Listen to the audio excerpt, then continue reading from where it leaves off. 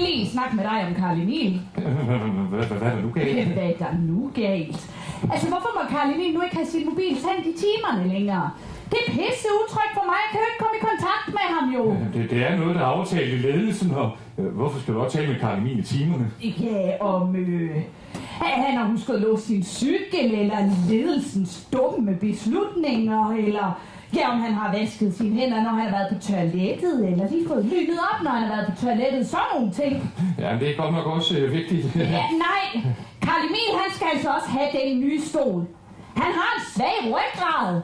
Det skal være en specialstol, og den skal være indstillet af en ergoterapeut. Jamen altså, Carl Emil vil jo gerne ligge på gulvet og tegne, så det får han jo lov til. Ja, det er da klart. Når stolen ikke passer til ham. Prøv nu at høre, altså. Nej, hvad nu også det for noget med, at Carl Emil, han skal til at arbejde i grupper? Altså, vi arbejder jo i grupper for at lære eleverne at kunne inspirere hinanden. Nå, inspirere hinanden, ja. Altså, de alle sammen efter jo bare Carl Emils tegninger. Ja, det handler også om, at eleverne får et socialt forhold til hinanden. Nå, et socialt forhold til hinanden, ja. Det har Carl Emil så overhovedet ikke brug for. Altså, vi har en udmærket socialrådgiver. Der er sådan nogen, der ringer. Nej, det der fredagskage-hyggetamtam, som I har gang i, det skal være gluten og laktosefri. Altså, jeg fatter ikke, hvor mange gange jeg skal fortælle dig det.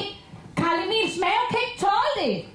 Og så må han altså kun drikke det vand, han har med hjemmefra. Godt. Er der ellers sansen, vi skal have snakket om? Nej, jeg har da overhovedet ikke tid til at stå her og snakke sammen med dig. Altså, jeg skal ned til Carl Emils fodboldtræner og høre om, hvorfor han nu ikke kan komme med på førsteholdet. Have så meget bøvl, der er!